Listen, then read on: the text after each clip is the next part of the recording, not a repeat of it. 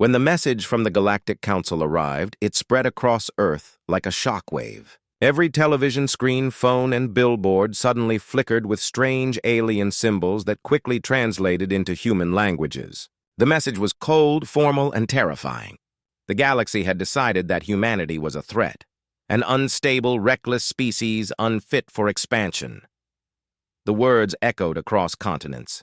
News anchors stumbled over their scripts, military leaders rushed into hidden bunkers, and scientists spoke in grim tones about weapons powerful enough to erase entire continents. Fear swept through cities like wildfire. Some people ran to stores, some prayed, and others just stared at the sky, expecting it to fall.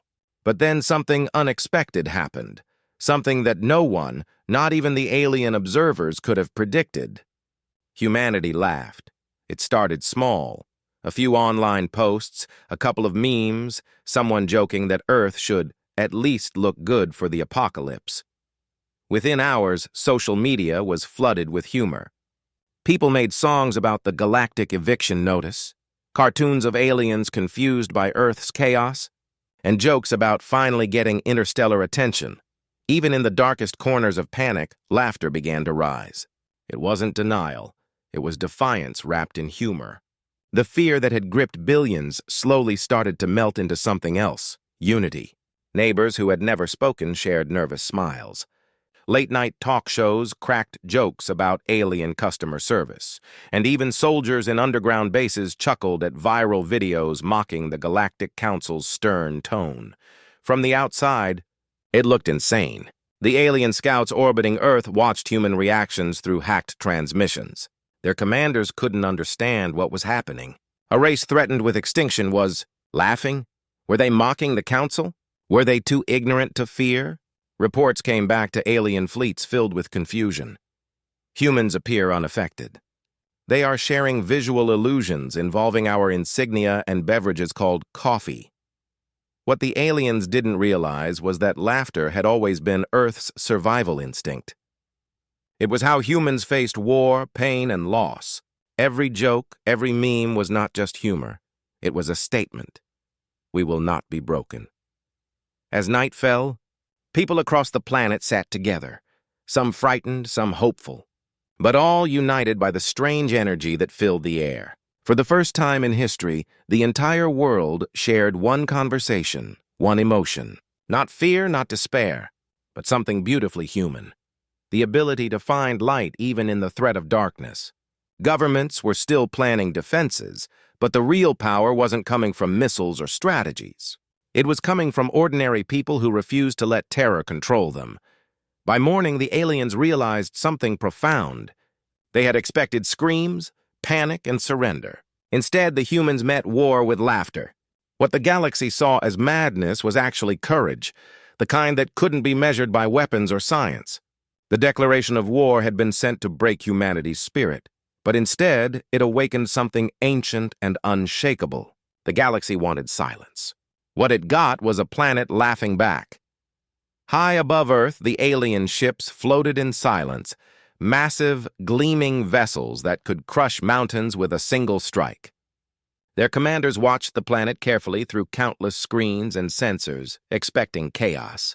They had seen it before on other worlds. Panic, rebellion, the collapse of order. But what they saw now didn't make sense. Earth wasn't burning. Humanity wasn't fighting each other.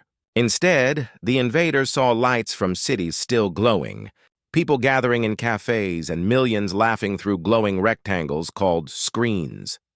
The translation systems tried to make sense of what they were hearing, but the data reports came back strange. Subject species responding with humor. Unknown emotional strategy. Inside the alien control ship, a council of officers stood around a holographic display showing endless human broadcasts. One showed a talk show host holding a teacup saying, "If the aliens want to destroy us, they should at least stop by for a cup first." Laughter followed. Another showed a viral video of children drawing pictures of aliens wearing birthday hats. The commanders didn't know what to make of it. "Are they mocking us?" one asked. "Or do they not understand what's coming?" Another replied, "Maybe their fear response is broken." The room fell silent as they replayed another broadcast, this one from a human comedian. He looked straight into the camera and said, "To our new alien overlords, just let us keep the internet and we'll behave."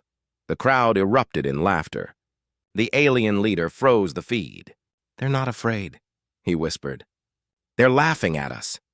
Back on Earth, scientists intercepted pieces of alien transmissions through the satellite network.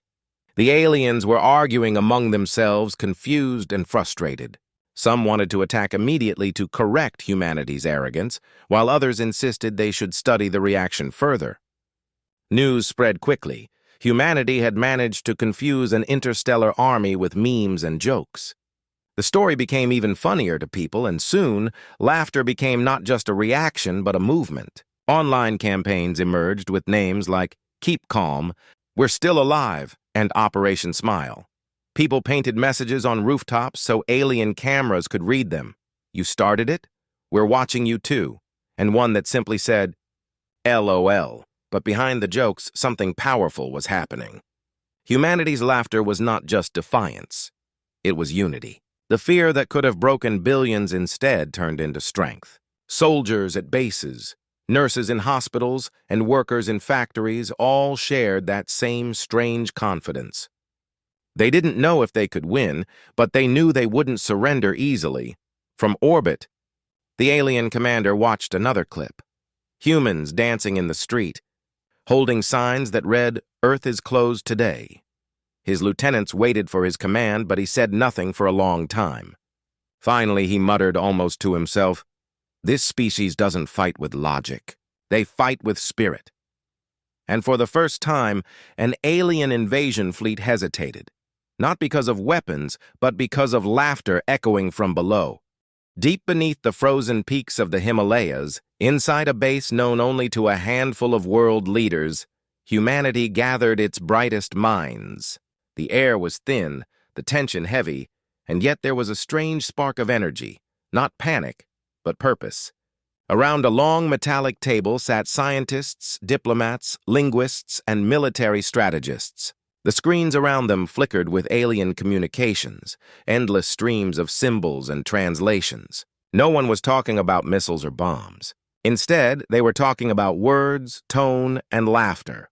"If brute strength can't win," one researcher said softly, "then maybe confusion can." The plan forming in that cold mountain base was unlike anything seen before. A war fought not with fire, but with wit. They called it Project Mind Mirror.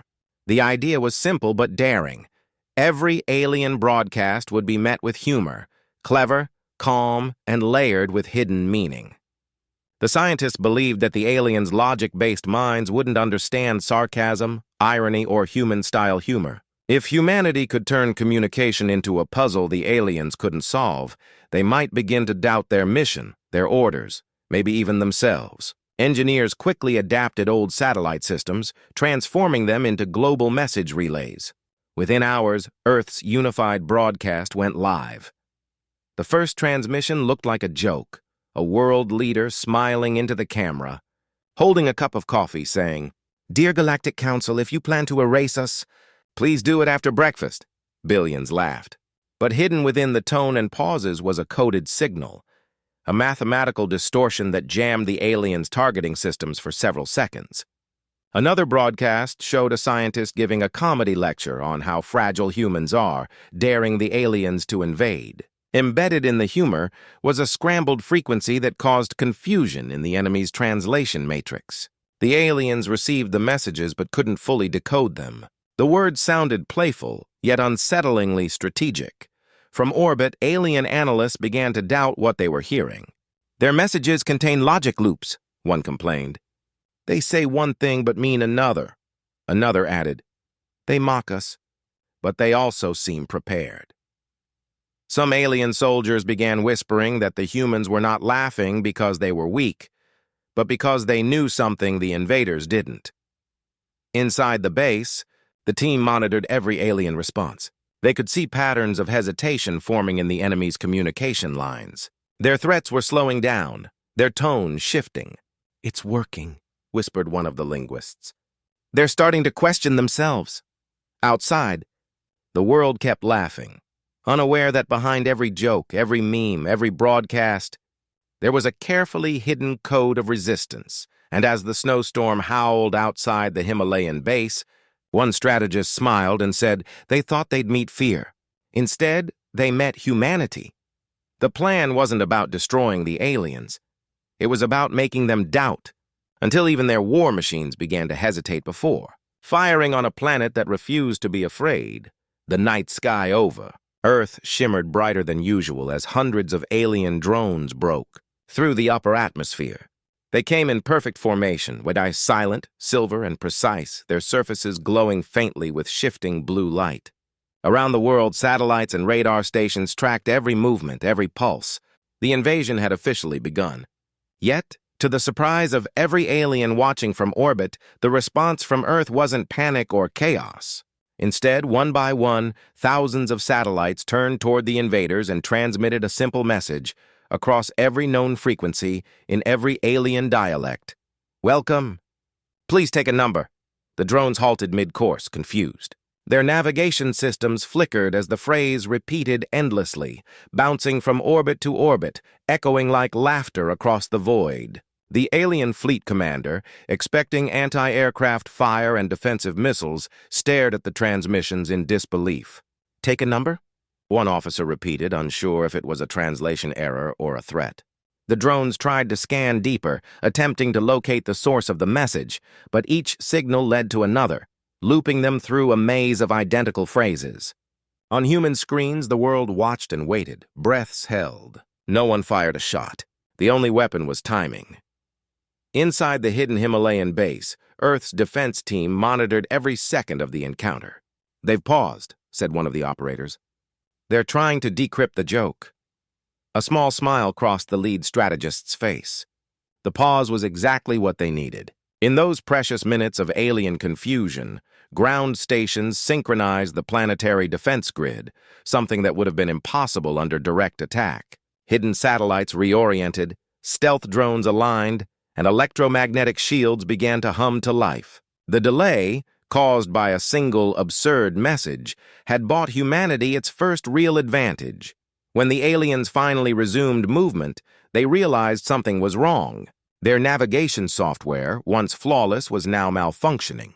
The coordinates displayed nonsense, spiraling numbers, inverted maps, impossible paths.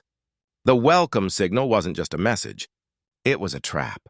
Hidden inside the broadcast was a line of coded interference that slipped into their systems the moment they tried to analyze the joke. It bent their signal frequencies just enough to confuse their orientation sensors. The alien drones began to drift, their perfect formation scattering slightly. Within 5 minutes, the first battle was over, without a single weapon fired. From the ground, people cheered as the alien drones suddenly reversed course, retreating toward space in disarray. News channels across the globe replayed the footage. Calling it the Day Earth made the galaxy laugh. Scientists confirmed that the drone's internal systems had been compromised by humor-coded transmissions, a concept so uniquely human that no alien encryption AI had ever considered defending against it. In orbit, the alien commander watched the retreat with disbelief. How could a species so primitive use laughter as a shield? Yet deep down, a quiet fear took root among the invaders.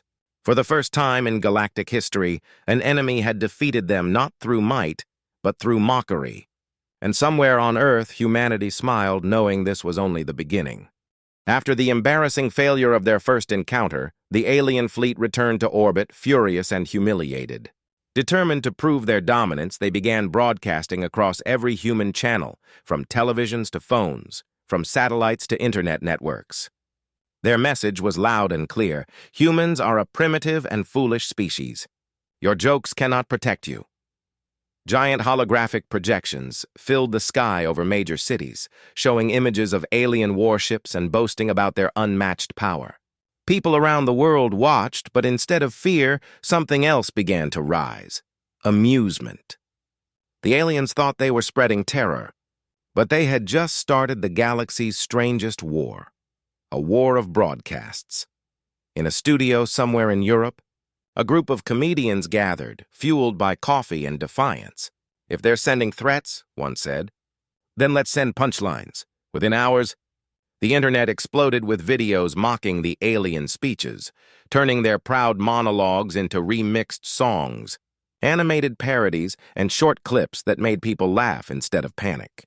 Programmers joined the movement, disguising coded sequences inside these jokes, digital viruses made of humor.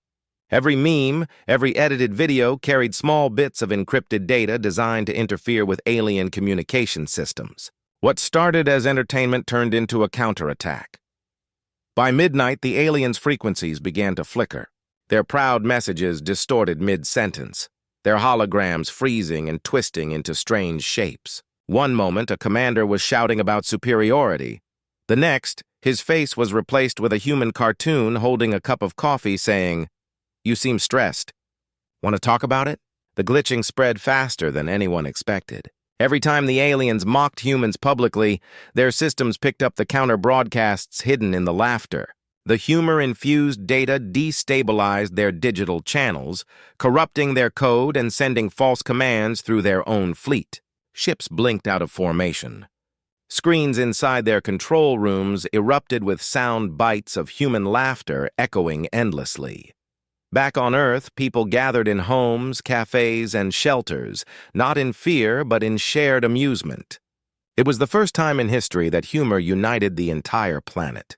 Musicians created songs from alien warning tones. Artists drew cartoons of space invaders being pranked by Earth's creativity, and children recorded themselves laughing just to send it to the skies.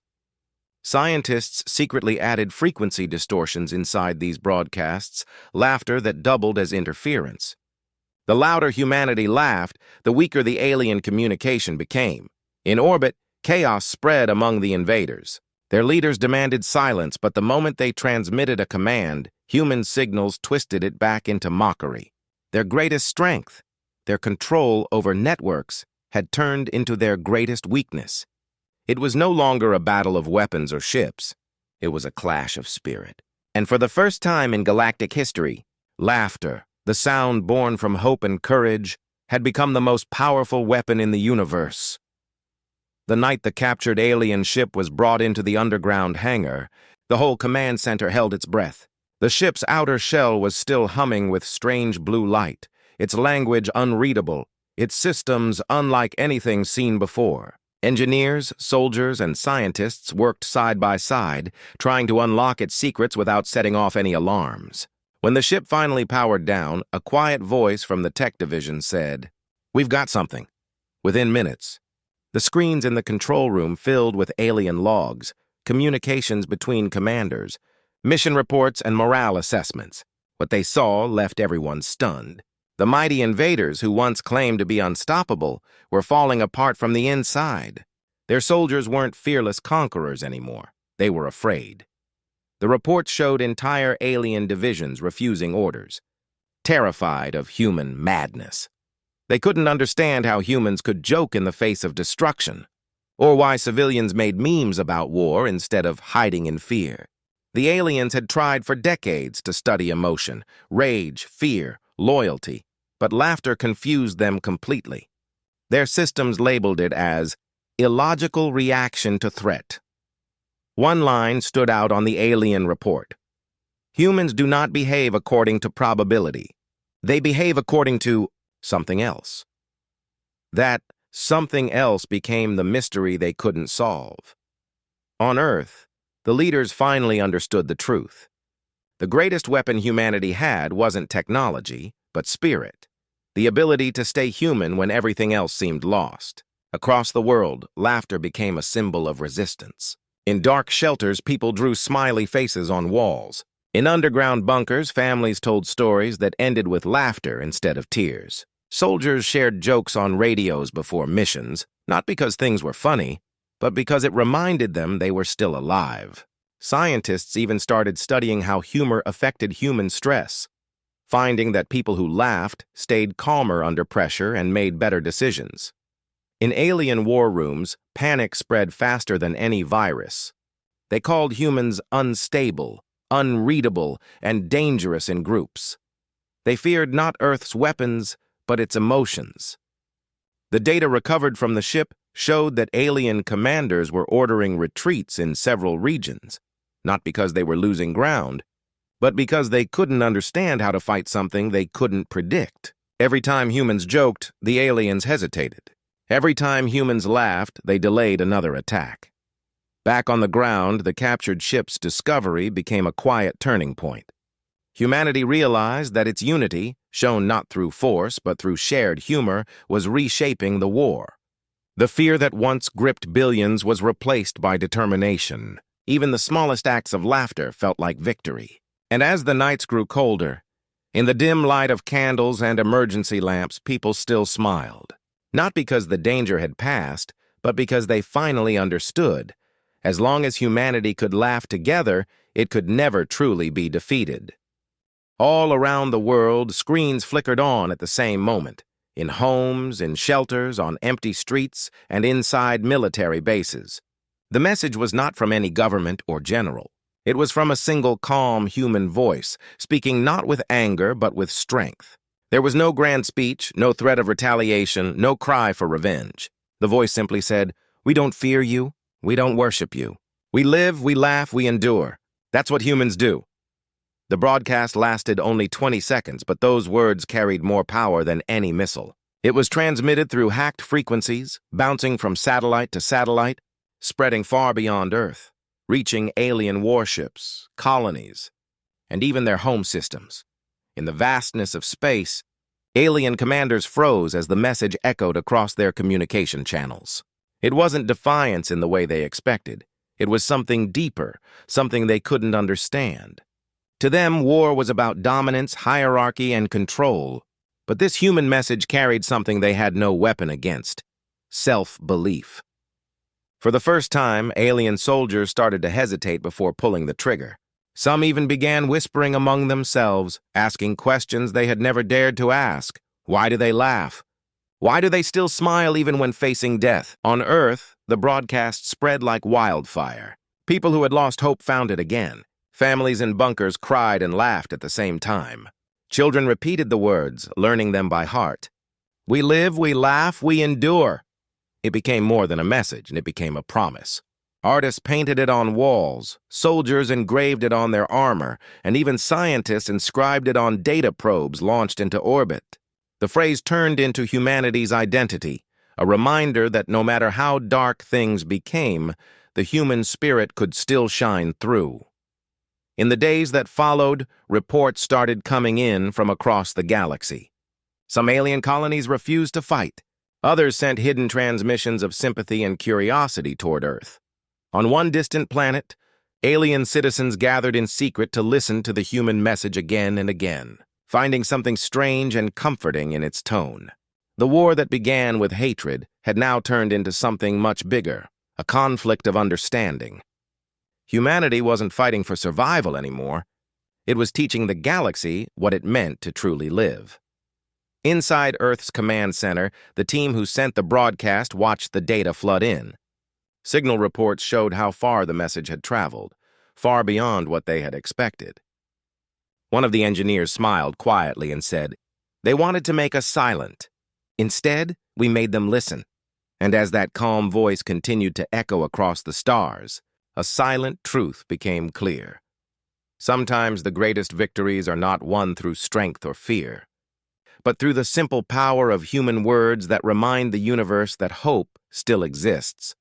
Across the galaxy, the once feared alien high command began to crumble from within. What had started as a confident invasion against what they believed to be a fragile emotional species had turned into a war they could no longer understand. Their soldiers, once united by fear and obedience, now whispered in confusion. The humans were not following any known pattern of resistance. They didn't beg, they didn't surrender, and most confusing of all, they kept laughing. The alien leaders tried to issue stricter orders, demanding discipline and renewed aggression, but their commands were met with hesitation. Whole fleets stopped responding to transmissions, and in several distant sectors, captains quietly defected, unwilling to continue a war that had lost all meaning. The humans had not only disrupted their systems, they had disrupted their beliefs. In the control chambers of their capital ships, alien officers replayed human broadcasts again and again, trying to decode them. Every time they thought they understood a joke, a new layer of irony appeared. Their advanced computers, designed for logic and precision, failed to process the humor. The machines flagged laughter as emotional disruption and sarcasm as unidentified aggression. The aliens had never encountered a species that turned mockery into strategy. Their propaganda began to fail spectacularly. Their own soldiers started laughing at human jokes they didn't even fully understand. Laughter spread through the ranks like a virus, eroding discipline and feeding doubt. Meanwhile, on Earth, humans kept up the momentum. Broadcast stations and online communities around the world worked together, sending out messages disguised as comedy shows, podcasts, and cartoons. But behind every joke was something deeper.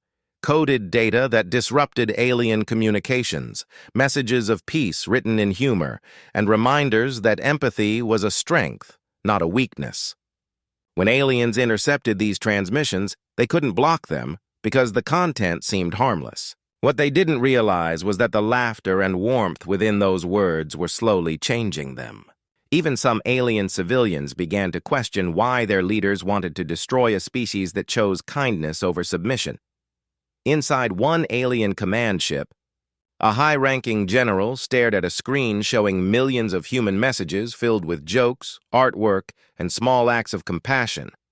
For the first time, he hesitated to give the order to fire. In that moment of doubt, his crew refused to obey. Other ships followed, turning their weapons away from Earth and disappearing into deep space. The mighty fleet that once surrounded the planet fractured like glass, not from bombs, but from a truth they couldn't fight. Back on Earth, the humans didn't celebrate with cheers or revenge. They simply smiled, knowing that their strangest weapon, laughter, had done what no missile could. Across the stars, an empire built on fear began to fall apart, undone by the one thing it never understood, the power of a human heart that could still find humor, even in the face of war. After months of chaos, confusion, and crumbling fleets, the once mighty Galactic Council finally reached out to Earth. Their message was short and shaky. They wanted a truce.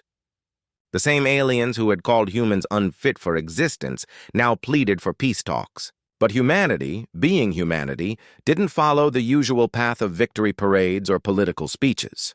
Instead, they proposed something so absurd and so uniquely human that even the aliens had to pause in disbelief. Earth would host a live broadcast across the galaxy, not for war negotiations, but for what humans called a roast. It would be an interstellar event where humanity would jokingly insult, tease, and laugh about the entire invasion, all on camera. No military uniforms, no tension-filled speeches. Just people, microphones, and laughter echoing through the stars. When the day came, billions tuned in from every corner of the galaxy. Humans filled giant halls with audiences, comedians, scientists, and even children waving Earth flags. The backdrop displayed a glowing message. Welcome to the first galactic peace roast, where words are mightier than war. The aliens, still nervous but curious, appeared as holographic projections beside the stage. The host, a calm-faced human with a mischievous grin, started the event with a line that made history. So you declared war on the planet that invented sarcasm. How's that working out for you? The crowd roared with laughter. The roast continued for hours.